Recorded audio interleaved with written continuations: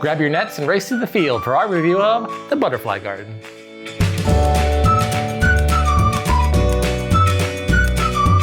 The Butterfly Garden is a set collection game about collecting the most butterflies, and I was really excited to try my hand at being a Lepidopterist, one who collects butterflies. Oh, well, of course. We'll tell you all about it after this quick how to play. The Butterfly Garden is played over a series of rounds until a game-ending event occurs.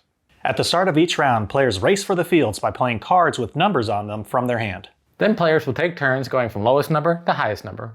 Players will capture new butterfly cards, perform special actions, and then add their played card to their butterfly jar. If a player has matching butterflies in their jar to a delivery card, they can claim that card for points. The game ends when there are no more butterfly cards or delivery cards to refill the drafting pools.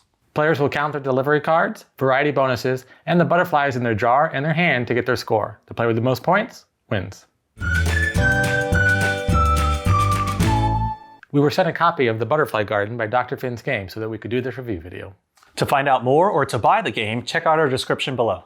Just like with the other games designed by Steve Finn, this one has beautiful artwork. It's that watercolor kind of look to it. The butterflies, the areas where they are, the gardens that they're in, all has beautiful colors, nice looking butterflies, easy to tell the butterflies apart when you're looking at the cards. So it's a nice, easy game on the eyes while you're playing. Makes you feel good looking at it, makes you feel like you're in nature even though you're inside, or you could be outside, I guess, playing it. But it makes you feel like you're out in nature and you really get into the theme of going out and catching the butterflies. An overarching theming or just imagery that I have in my head for a lot of Dr. Finn's games is just tranquility, just like woosah, like, calmness, like there's no like hustle and bustle. It's just like, okay, doing plants, doing butterflies, everything sticks true to that even with this game. You've got your little player board, here's your jar, put your butterflies right there. Those are your collected butterflies or whatnot. So you're just collecting butterflies. I guess it depends on who you're playing with though, if it's actually calm and tranquil. Because any game can be nerve-wracking and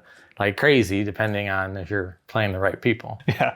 Go, go, go. Get that butterfly. Like, it's just a butterfly, man.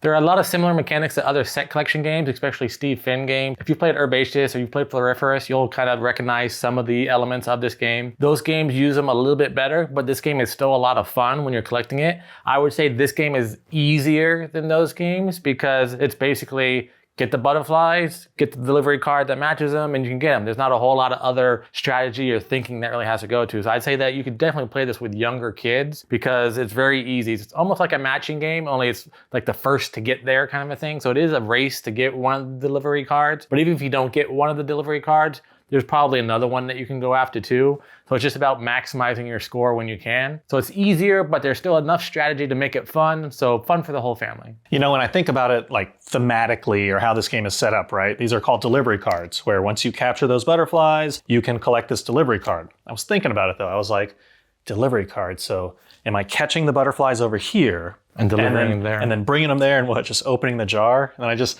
imagine all those like movies where that happens and then like some predator just and you're like, okay. That's the Predator expansion. They come in and eat up all your butterflies. Yeah. That's not a real thing. So here's all your butterflies. And then just like birds or something comes in and eats them and you're like, well, I got my points.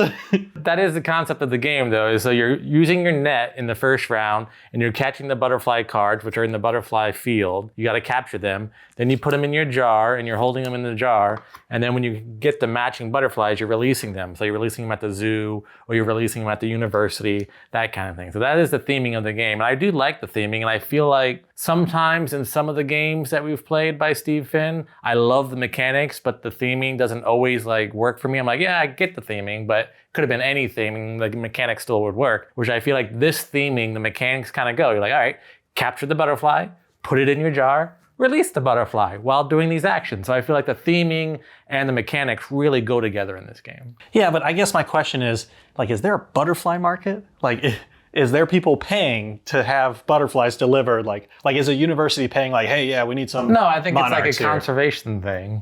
You know how you said during the unboxing video, like when butterflies are around, it's good for the environment. Mm-hmm. Like people want to help butterflies survive. They want to help honeybees survive, that kind of thing. It's okay. Food chain, circle of life, environment, nature. Power! So besides the player boards with all these words and little words, there's symbols.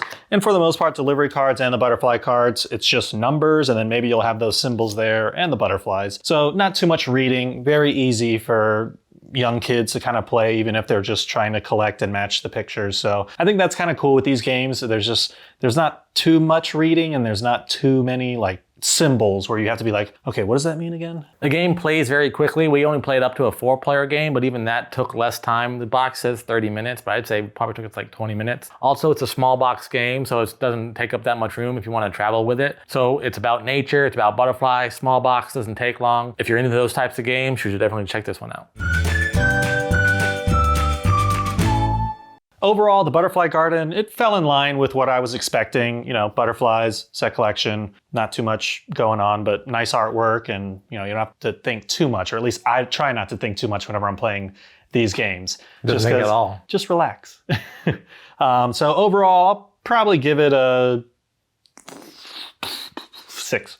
Overall, I enjoyed this game. It's a fun, easy set collection game, kind of more of an intro game compared to Steve Finn's other games. If you like Floriferous, if you like Herbaceous, you should definitely check out this game and add it to your collection of nature games and things like that. So overall, I'm gonna give the game a 6. And that was our review of the Butterfly Garden.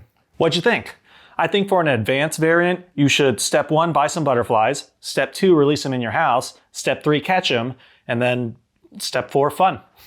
Let us know. If you're enjoying our content, please like this video and subscribe to our channel. And if you want to find out more information about the Butterfly Garden, or if you'd like to buy it, check out the link in our description below.